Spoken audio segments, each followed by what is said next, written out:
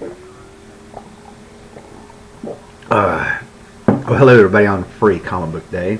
This is not my Free Comic Book Day video. I'll probably be making that a little bit. So, I'm going to show you a few more things. There's got some more quarter comics here and a few other things I picked up in the last week or two. Of course, I'm always getting them for cheap. And first of all, I want to put a little big thank you out there. My She-Hulk video seems to have taken off. It had like 78 hits in, I think, less than a week. For somebody that's got, 35 awesome subscribers and 34 awesome friends there, and some are subscribers and friends, that's just pretty damn good. So, just want to put that out there, and also want to say a big thank you to Comic Book Guys. I won a little contest of theirs on their YouTube page. Got some free posters coming, I believe, and maybe even a shirt. And then also this week I happened to win. Stadium Comics had a little contest. They wanted you to put down in their comment section of one of their videos a question that best people with the two best questions would win some signed comics of by artists that are coming to their Free Comic Book Day. They're making a big event. It sounds almost like a mini convention. And my question was, why didn't Jor-El put all the Kryptonians in the Phantom Zone, fly himself to Earth, and let everybody out when he got there? They had a pretty good answer. That would be Stadium Comics, their YouTube channel, and it was episode 27. Moving on. What I have here are just a few finds I've gotten. Almost all the comics were a quarter a piece, and any books that I got and VHS tapes I want to show real quick were maybe $1 or less. Okay. Yeah, we'll start with the comics.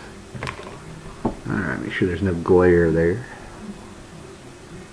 Alright. Excalibur, Mojo Mayhem.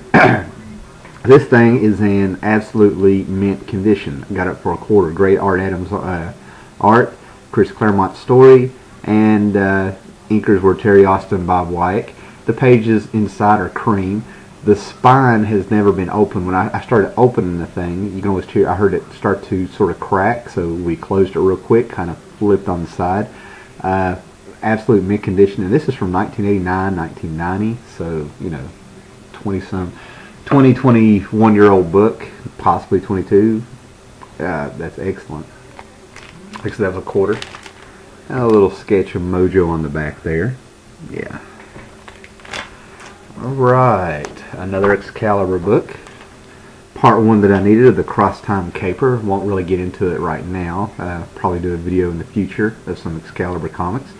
But this was a book that I was needing. Patched it over the years, and it's sort of like dried up, and now I'm finding them everywhere. This little adventure that they had went on for quite a while, and they were going through different dimensions, parallel Earths, almost like a DC story if you want to think about it. And this particular Earth, it was 1990, and the medieval age had never ended. This little knight's running around with a Walkman, let you know what's going on there. Now I got this one at a yard sale, and it's in rough shape, but I had this when I was a kid. Excuse me, we got allergies going on. And this is the Wraith, okay? And the Wraith is like the anti-Batman. That's supposed to be a big W instead of bat ears there. And on the same night that Batman's parents were killed by Joe Chill, the Wraith's parents were breaking into a building, and that cop happens to be Commissioner Gordon, and he actually ends up killing them. And as Batman grew up there we go. This is all happening the same night. He's like truly the the yin yang of Batman. And Mike Golden art. Who wrote the story? I was sort of wondering. Mike W. Barr, big Batman guy there.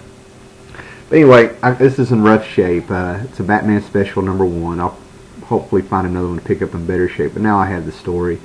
A lot of people are into Mike Golden's artwork.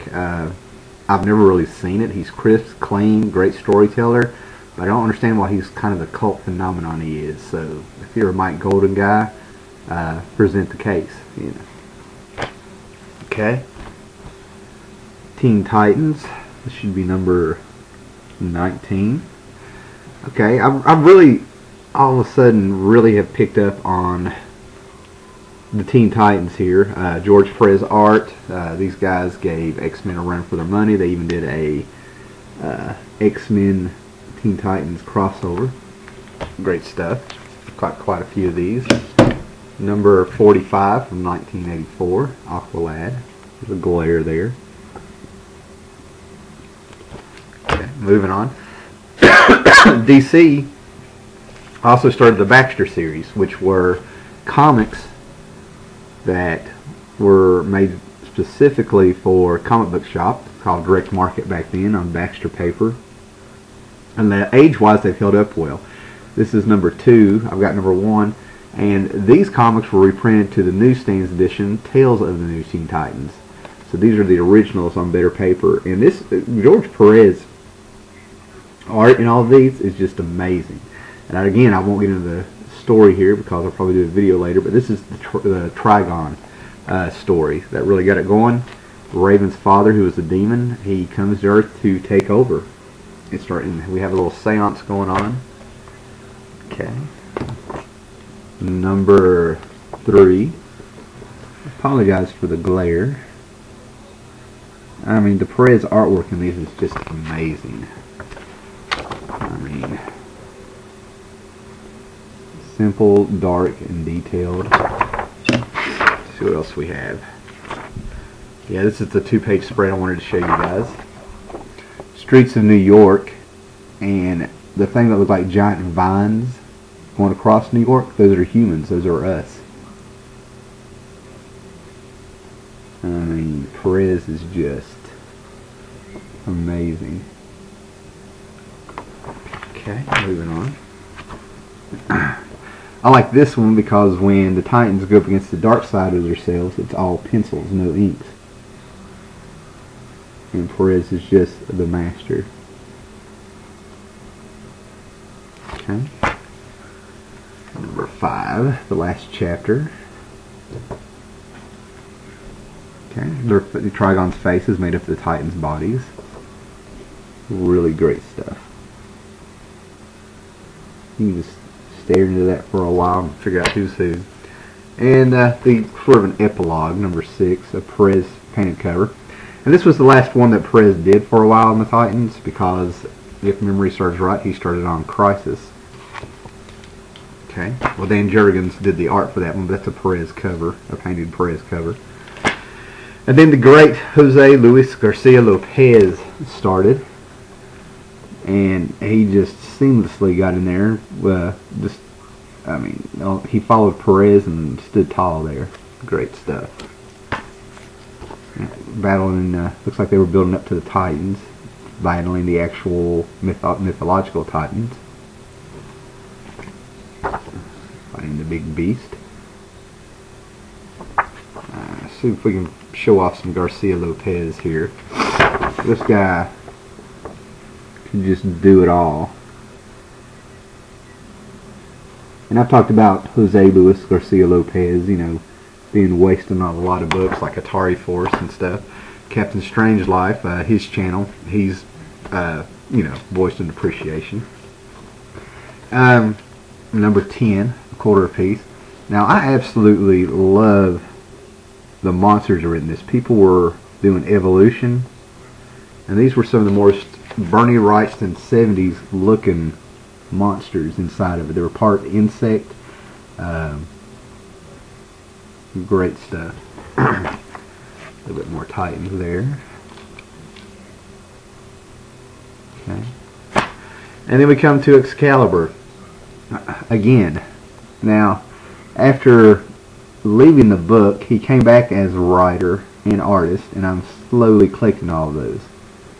This fills in my gap. Again, I'll probably do a video one day, so I won't get too far into them. 66. The great thing about Alan Davis coming back on here, and if there's anybody watching this from United Kingdom, Great Britain, I kind of like have an opinion, if you want to give one, is basically, for lack of a better term, Alan Davis made the Excalibur book actually feel English, considering that the book takes place in England with Captain Britain. That would be a good thing. Now, the thing about these characters that pop up in Excalibur, like this one, they're taken from Alan Moore's run of Captain Britain in the early 80s. So you Alan Moore fanatics there's a little secret history of Alan Moore characters, sprinkled across the Marvel Universe, which is a whole story in itself. The Teen Titans Annual, the Eclipso. And then here was a quarter for Jack Kirby Eternals number 12. I thought that was an excellent deal when I found that. Okay, and then I hit another comic book shop in Radford, Virginia. I was picking up my son, and actually had a little spare time to run in there. And these are probably some of the newer books I got. I finally got Dr. Solar number 1 from Dark Horse, and Jim Shooter is writing it, and it says it's a 48-page, first issue spectacular. Well, not really. It's a short story to introduce you to Dr. Solar, him explaining a few things and fighting a villain, with a reprint from the Gold Key, Gold Key, back from 1962, I believe. That's kind of a jip for a reprint to be included in there. Great cover. Jim Shooter started out the book like he did his Valiant titles. He gives you the place, the date, and the time. So apparently this book's going to run in real time. I think it's time to give that up. Okay, this is one of my favorite top 5 actual stories of all time. Hero number 11, dial H for Hero, but it's just Hero now. And basically, this is a caveman gets a hold of the dial and turns into Super Caveman, and he explores the world. And in my opinion, this one story is so perfectly written and executed as a comic that it deserves a video all on its own. And I've let people borrow this before, and they have not returned it, or it conveniently disappeared. I will not be loading this one out. And what we have here, Ruse number 10, Mark Waid. I've got just about all the Mark Waid issues now. These disappeared and dried up, and then all of a sudden Marvel re-releases Ruse, and all of a sudden they're getting drug out. They're starting to pop up a little bit more, which is good for me. I haven't checked out the Marvel one. Every time I made it to a comic book shop twice in the last, maybe 2 different comic book shops in the last 2 months. I might have missed it. Okay. The other things I found were, I got this for, it's maybe $1. And this is funny because of my allergies. This is A Malady of Magics. This was actually written in 1980. I got this copy is from 1986. And basically, a demon curses the wizard to where he is allergic to magic now. And they go to a great city to see what they can, try to find a cure. They're going to Vushta, the city of forbidden delights. And on the road, there's dragons, enchanted chickens, slobbering trolls, winsome witches, and sinister shrubbery. It's got a little bit of a Monty Python feel in a way, but they just use the word shrubbery, so that makes me think of it. I found this at a Goodwill for like 35 cents or something. It's The Incredibles. I'm a huge Pixar fan of almost all their movies, not all, but almost all of them. And they basically just take stills from the actual movie to, do a little movie adaptation. And they live out big chunks of the story, but this was, who could pass this up? VHS, Pinocchio. Pretty much if Disney put out anything from 59 back to the beginning to Snow White, I think it's worth getting. I don't think they made a decent movie after Peter Pan. And yes, it is You're reading that right. It is the Little Mermaid. But this is the band edition, because if you look at the castle dead center and a few of the other ones, I don't know if that's focusing or not. There's a glare. There is a hidden penis in there. So Disney really got upset about that and fired the guy who painted it. So that's just a few pickups that we've had over the last couple of weeks at various yard sales, quarter comics at a comic book shop, and who knows where else. Alright, just wanted to share those, and probably be back with a little report for a free comic book day that we had around here. Later.